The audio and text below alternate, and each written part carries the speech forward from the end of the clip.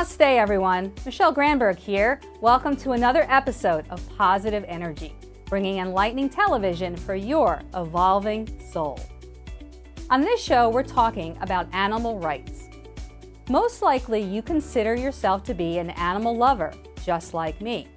An animal lover is someone who is concerned about the well-being and welfare of animals. But have you ever really stopped and thought about what it's like to be an animal in today's world? Every year, billions of animals are exploited and used for food, clothing, and research. I advocate that animals are equal to humans and entitled to the same essential freedoms, quality of life, and possession of their own basic interests, including the need to avoid suffering. Stay tuned for part one of this important, heart-based discussion with Ryuji Chua, animal rights activist and social media influencer. Positive Energy starts right now. So hey, Ryuji, welcome to Positive Energy. It is so nice to see you and to meet this way. So I discovered you, like so many people meet these days, on Instagram and on YouTube, and I started following you and really resonating with your message. And I just really acknowledge you for using those platforms to raise awareness of animal suffering and to create a growing vegan community. So I'm hoping that we can reach even more people through this show, because there really is a sense of urgency around this topic and wanting to make life better for the animals. So I'd like to start with asking you, what are animal rights? How do you define animal rights? Are they the same as human rights? Are they different? Is it a philosophical question? Is it a moral ethical question? What's your take on that? Yeah, 100%. So a lot of people might hear animal rights, and especially if they hear what vegans are advocating, people like me, they might think, well, those people are crazy. They must think that animals must have the same rights as humans, which is what civil rights is. If you look at what civil rights is the same rights for everyone. It's promoting equality. But animal rights, on the other hand, is promoting something that looks more like equity, where it's rights that are equivalent. So what we're saying is that animals have interests too, and they should have rights that reflect those interests. So for example, although an animal might not want to go vote or have a fair trial, whatever that means, if they ever commit a crime, they want to live. They want to spend time with their families. They want to spend time with their friends. They want freedom. They want to pursue happiness. So it's about that, and it's about giving them those rights. Yeah. If you look at even civil rights and human rights in general, or societal definition of them, and even in documents like the U.S. Declaration of Independence, it says that our most unalienable rights are the rights to life, liberty, and the pursuit of happiness. And what we're saying is that, because those animals, even though they're different from us, so maybe they shouldn't have the same rights, but they do have those interests as well. They do want to live, they do want to pursue happiness, and they do want to be free. And what we are doing to animals right now, if you look at a system, say, like the animal agriculture industry that uses animals for food. Now, understand, this has been completely normalized, and I wasn't vegan my whole life, so I used to consume products from those industries. But if you really look at what they're doing to animals, and you really think about it for yourself, we are denying them life because we take their life no matter what happens. We are denying their liberty, their freedom, because we raise them in confinement. We raise them the way that we want to raise them, not the way that they want to live. And on top of that, we take away their pursuit of happiness. We take them away from their families. We separate mothers from their children. We mutilate them. We don't allow them to live the lives that they want to live, which would make them happy. And so what we are saying as animal rights activists is that, hey, those animals should have those unalienable rights, those rights to pursue their interests. Yeah, it's saying we didn't have a right to interfere with that in the first place. What right do we have? And really taking a step back. Mm-hmm. So let's define activism, though. And would you say that there's a rise in activism right now that's really unprecedented? We haven't seen it unparalleled since the 60s. I mean, what's going on? And tell me about activism from your point of view. From my point of view, I mean, all I see grow and grow and grow. And for example, just to give you a very simple example, someone just messaged me this morning, just before I got on the show, one of my good friends, and he was like, "Well, man, you inspired me so much. I want to get involved. Tell me how to do this." And that is a message that I get personally a lot. I get a lot of people who want to get involved because they see what I'm doing or see what other people are doing, which is so incredible. But looking even beyond that, if you look at big events that bring activists together in the animal rights community, for example, the Animal Liberation Conference last year had over 1,000 people. I think they had like 1,500 people. I was there as well, which is double or triple the number they had the year before. And this year we're aiming to have 2,000 people there. And so if you look at those kinds of events, or if you look at the Animal Rights March in London that happened this year, there were 10,000 people there. So definitely, I think there's a rise in activism, and you see it everywhere. And it's incredible now. Even I meet people randomly, say in airports or just being in the most random places that we know each other through activism, or they know me, or I know some sort of thing. So I only see activism going up. Yeah, the more you pay attention, the more you see it, and you become involved in it, and it's taking action. I mean, that's at the root of it. It's taking our beliefs and turning them into action so that change will actually happen, and it's grassroots. Yeah, and I think more important than action is results. For me, activism is very results oriented. I want to create actual change. I don't want to just do something. And I think this is one of the things that I want to bring about change in our community, is because oftentimes we think about activism and it's like, well, it's about what I do. Like, I did a lot. Like, a compliment that I get a lot is, hey, you do so much. But what I'm more concerned about than what I'm doing is the actual change that I'm creating. It's not because you do a lot that your actions are necessarily creating change. And so for me, activism is really about that. It's about the change that we create through our actions, not just the actions that we take. So let's connect that to veganism. So veganism certainly is an action. It's the action of not doing something or making different choices. So connect the dots between animal rights activism, and veganism. Right. So veganism, if we look at it in the context of animal rights, it's the least we can do. For anyone who cares about animals, if you do care about all animals, I know because a lot of people say they love animals, that they care about animals. What they really mean is they care about pets or companion animals, sometimes wildlife. But very frequently, that doesn't necessarily translate to, say, like farmed animals, right? Chickens, cows, pigs, fish, goats, etc. The animals that we don't think about. And so to connect the dots, what we're doing through veganism is we are saying, okay, we want to help those animals. We want them to live in peace. We want them to have rights, whatever it is that we want for them. The first step is to say, okay, everything that's causes harm to them, we are not going to take part in that. So we look at all the industries, all the ways in which humans in general exploit animals. A huge part of that is food. The reason why veganism is so centered around food, because veganism is not just about food, it's about all the ways in which humans exploit animals. But the reason why it sometimes seems like it's so centered around food is two things. One is because if you look at the number of animals who are being exploited by the food system, it exceeds the number of animals who are exploited by any other industry. I mean, like the FAO came out with an estimate a few years ago that just land animals would kill 56 billion land animals every single year for food among 7.6 billion human beings. And that's like every year, right? So that's insane. So that's the first thing, animals suffering greater numbers and arguably more than in other industries. But the other thing is, because for us, eating is something that we do every single day.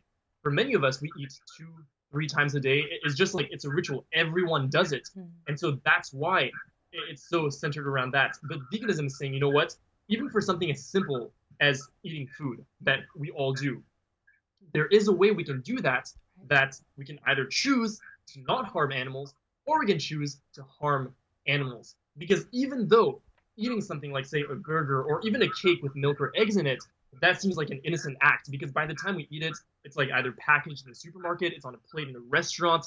It doesn't look like much, and you can also eat that around celebration, around friends and family. It can be a very happy event. But the truth is that if you had followed that product all the way back from when the actual animal that produced it was born, you would see that that product comes from tremendous suffering, exploitation, and ultimately death. All the industries that exploit animals for food ultimately kill their animals, whether it be for the meat industry or whether it be eggs and dairy. Those animals also die, actually in the same exact slaughterhouses. I've been to slaughterhouses that slaughter cows and chickens, and they don't discriminate. Like, I mean, they might slaughter them in different ways, for example, in chicken slaughterhouses, but the chickens who are bred for eggs and the cows that are bred for dairy end up in the exact same slaughterhouses that kill cows who are bred for meat and chickens who are bred for meat. So what we are saying is that, you know what happens in those industries is horrible. And clearly, I truly believe this from the bottom of my heart, that if most people really saw inside a slaughterhouse and they saw how their food was killed, they might not admit it verbally, but inside, deep down inside, they would be like, yeah, this is wrong. It doesn't take much to see that. And you can even just deduce that by the fact that those industries are so secretive about it. I mean, there's no slaughterhouse that's like, hey, come visit our slaughterhouse. You can see how our animals are killed.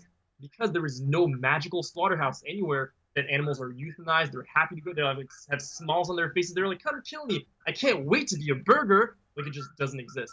And so being vegan is recognizing that, and also all the other ways in which animals are exploited, for example, for their skin, like things like fur or wool or leather, for things like cosmetics being tested on animals, for things like when animals are used for entertainment. Say we look at zoos or aquariums, and we are like, you know what? We shouldn't go to those establishments because those establishments are using animals as entertainment. And so what we're doing as vegans is we're saying, okay, let us not take part in all that. Let us just step back and live a life where we don't have to exploit animals. Yes, so that puts a whole new perspective on it, and it broadens the definition of veganism, and it really is, it's a mindset, right?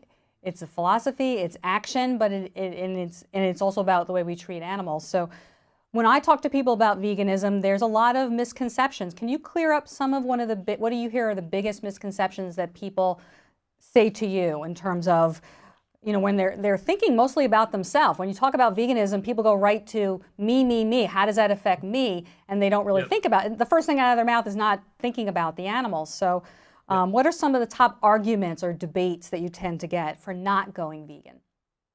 Yeah, so a few things, right? I think one of the biggest misconceptions, and this is not the most obvious, but I think this is one that many people have, is that vegans are a certain type of people. Similar to when we say have a call from a telemarketer, we instinctively think, oh, they're this kind of person, is going to be this kind of call. And immediately, if you ever pick up a phone call from a telemarketer, most people are going to hang up that call really, really fast because they're like, I don't want this call. I don't want to talk about it. Maybe they have the best offer ever. Maybe they have an awesome product that they want to sell you. You don't know, but you don't care because you're like, this is a telemarketer. I'm not going to listen to this. You're going to press the button to be placed on the do not call list straight away. So I think that's the first thing that people think when they hear vegans or veganism. They're like, oh, like that's not for me. I don't want to hear about that. I'm never going to be vegan. That's not who I am. And you know, I think that's one of the biggest misconceptions, right? But the reason I think it's a misconception is because if you look at most vegans, myself included, if you were to ask them, hey, did you ever think you would ever go vegan? The answer is no. Never, never, never. In fact, that person, like, we were, for most of us, literally the person hanging up the phone to the telemarketer when people told us about veganism. That was most of us.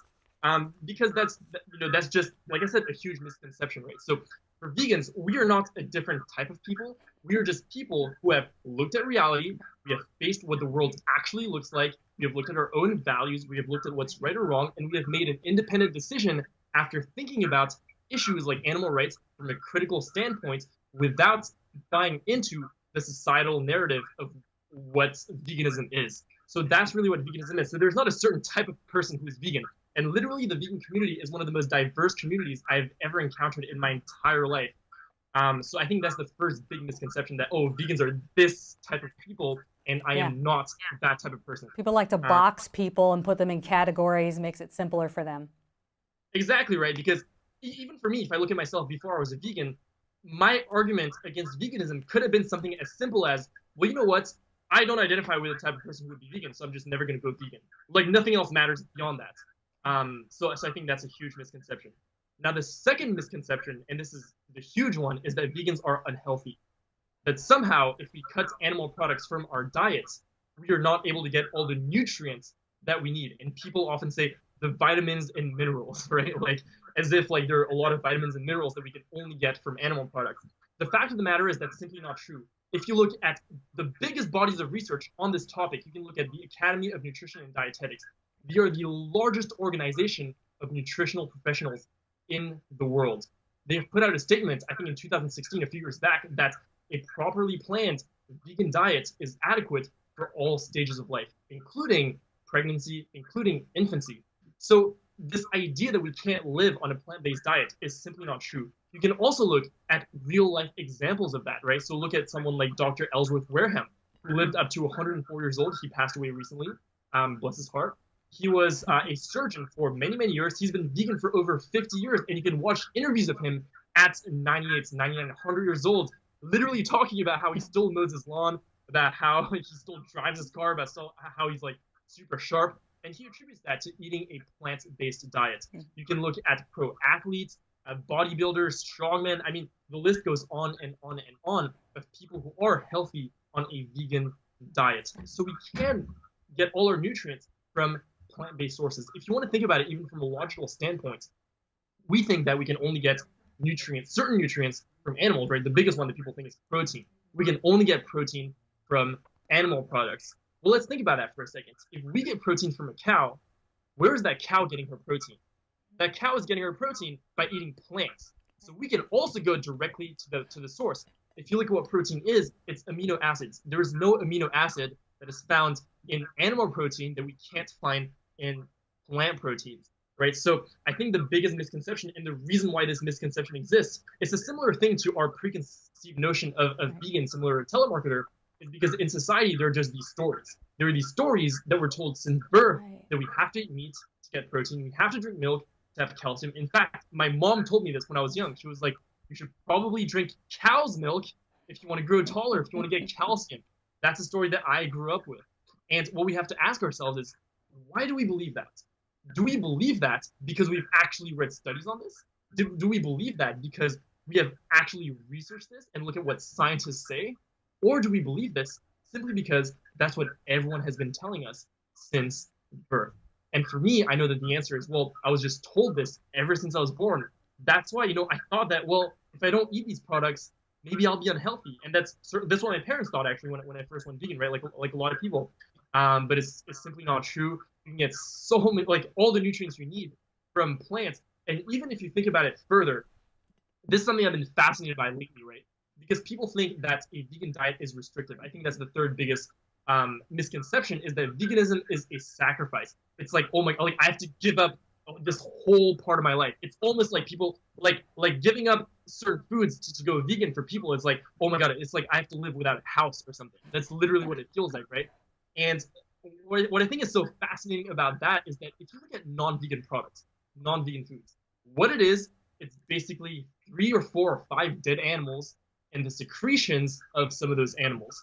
So it's meat from like cows, chickens, pigs, fish, other sea life, some other animals here and there. It depends on the culture, obviously. And then there's secretions, so milk and eggs. That's the only things that are not vegan. Right. So there are literally about 5 to 7 things that are not vegan. In contrast to that, there are hundreds of plants that we can eat. Hundreds of plants. And somehow people think that if I give up these 5 to 7 things that I'm used to eating, I can't eat anything. It's like literally, it's 2 things, right? It's a lack of imagination, it's a lack of open-mindedness, and it's buying into the societal story that, hey, there are expressions like the meat of the subject, as if meat is the main dish always and forever. And because we think that, we're like, oh, if there's not the main dish, there's only going to be the side salad. It's like, nah, there are like so many plants, hundreds, thousands of plants that we can eat, we can combine in so many creative ways. And so, thinking that being vegan is restrictive is absolutely absurd from the point of view of the physical activity that we do, but also even from a mental, spiritual standpoint, where it's like, well, I feel like it's going to be so inconvenient. What I can say about veganism is that for me, becoming vegan has been such an incredible experience for me. I've expanded myself so much. I feel myself being so much kinder. I care so much more. I mean, it's just beautiful. There's nothing, like, I never think, oh, I wish I could eat that. I don't wish I could eat that. No. I think, like, literally, and this is another misconception too. There are a lot when you really think about it. We could probably talk about this all day, but this is the last one I'll leave you with, is that, there's this misconception that I think the way people think about being vegan is like, oh, vegans probably when they drive by the McDonald's, they probably want to buy a Big Mac, but because they've decided they're vegan, they can't.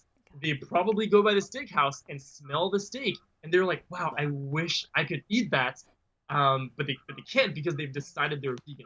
And that's not true at all. We don't want to eat that steak. We don't want to eat that burger. In fact, we want those establishments to close forever. That's what we want. And because we have made the really connection. Looked at where we've made the connection, we've seen where those products come from. And, for myself, for example, I've been in slaughterhouse, not inside slaughterhouses, but I've been outside slaughterhouses where I've seen animals going to slaughter in slaughter trucks. And when you look in the eyes of an animal who's being brought to slaughter, and you realize that the reason they're there is literally because people eat something as insignificant as a burger, a piece of bacon, a piece of cheese, or cake with milk and eggs in it. That's literally why this animal had to spend One meal that weeks, takes 15 months, minutes to eat exactly one meal that cost the takes 15 life minutes and the to eat suffering. causes the entire life of an innocent animal who wanted to live just like I want to live. And you can see that in their eyes, and they don't understand why. It's like it's insane, right? And so when you really see that, and when you really, like I said, make the connection that wait a second, all these animals that, like for me, that I used to eat, actually have the same feelings, personalities, distinctions, the same animals that I love have, like dogs, right? There's a dog right now in this house who's been sick for about a week, and we've been taking care of that dog for this whole entire week. And throughout, we've been able to see, okay, he's been doing not so well, he's been doing better, he's been wanting to go out, he wants this, he wants that. We can tell that he has desires, we can tell that he wants to live, we can tell that there are things that he likes, there are things that he doesn't like. Well, all these animals have that too, and all these animals want to live as well. And when we truly make that connection, there is no more like, oh, I wish I could eat that. It's like, no, like I just don't want these products to exist at all. By the way, no matter how much we used to love those products, my favorite meal used to be butter toast and eggs, right? So that was like dairy and eggs. But then once I realized where those products came from, overnight it was like this complete switch where I went from, wow, I think I'm going to eat this for the rest of my life, every single morning for breakfast. I literally thought that was going to be a done deal. I went from that to being like, I am never eating that again. There is no way. Overnight. And I don't feel bad about it. I feel awesome about it. It's the most beautiful thing I've ever done. So I think those are some misconceptions that people have about vegans and veganism. So the top reasons to do that being for health and also being the ethical reason, can you touch just maybe briefly on the environmental aspect of it? How the agriculture industry negatively impacts the environment and how going vegan, if there was that big shift, would positively impact the environment. Yeah, 100% right. So when we look at that, we have to look at how like the scale to which we are raising animals for food. And when you really look at that, you'll see, like I said at the beginning of this show, we on this planet are 7.6 billion human beings. Between all of us, we breed and kill for food alone 56 billion land animals every single year. If we look at marine life, those numbers are even more staggering. So we have to look at that. And then we have to think about how much land does it take to farm all those animals? How much resources does it take to farm all these animals? How much water, how much energy does it take? And if you really think about it, like even without looking at the data, because I can tell you data, but just the mind boggles. That's insane. Yeah. And even think about the fact that those animals are farmed intensively. So even though they're kept in tiny cages, in tiny enclosures, that still takes up a ton of land. Add to that, the plants that we have to feed those animals, because if those animals are to live, we're going to raise them for food. We have to feed them something. So we also, in addition to spending the land, the water, the energy to raise those animals, we need to find the land, the energy, the water to raise all the crops that are going to feed those animals. And when you add that up, you see that in total, the animal agriculture industry is responsible for many environmental problems, is the leading cause of things like greenhouse gas emissions, ocean dead zones, species extinction, Amazon rainforest deforestation. This is the main cause of all these problems. And the reason it ties to us as a consumer is because those industries are profit-driven industries, meaning that, and this is not the whole picture because there are other things that come into play like subsidies, but a big part of it is, well, those industries exist because us as consumers buy products from these industries. If no one ate burgers, if no one ate dead cows, then no one would be raising cows to kill cows because they couldn't make a living doing that because no one would be eating that. So we have to understand that us paying for these products is what's driving that. Yeah. Again, eating a burger, eating a piece of bacon, eating a piece of cheese seems like the most innocent thing in the world. It's been so normalized. We just do it without thinking about it. But when you really look at what that represents, us consuming that and purchasing that, more importantly, that purchasing part of it, keeps that the is cycle literally going. Funding environmental destruction. It's literally funding ocean dead zones. It's literally funding deforestation. That's what it's doing. And so that's why it links to veganism, where one of the huge steps that we can do as individuals to move towards a more eco-friendly lifestyle is to choose a vegan lifestyle where we say, okay, you know what? I'm going to do other things as well. We shouldn't use straws either. We should think about all these things.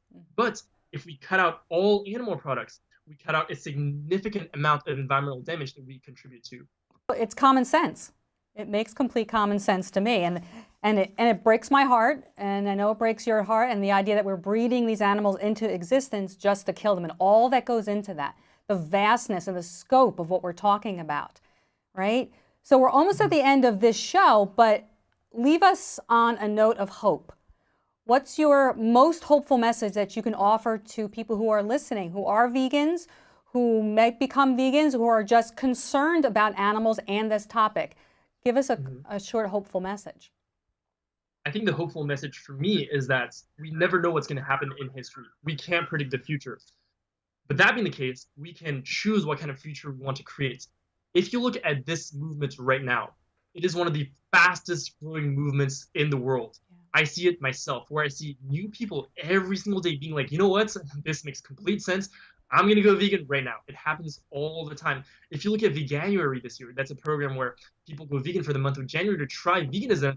I can't remember the numbers, but I think it was in the hundreds of thousands of people signed up for that. I think it was like 200,000 people or something like that, which is a record number. And so you see people understanding this and changing all the time, every single day. It's always happening. And I see it myself. I get messages from people who are changing every single day.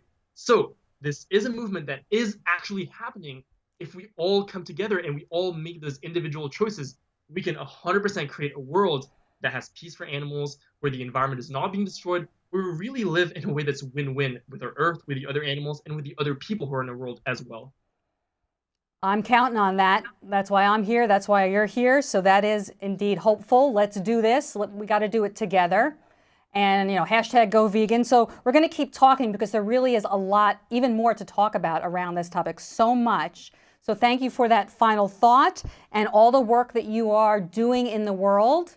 And thank you for being on Positive Energy. Of course, thank you so much. Thank you. We're wrapping up another enlightening show. I know that deep inside of you beats the heart of a compassionate human. Please demonstrate kindness to all species today, especially the ones without a voice. Thank you for watching. Check out MicheleGranberg.com and join me next time on Positive Energy.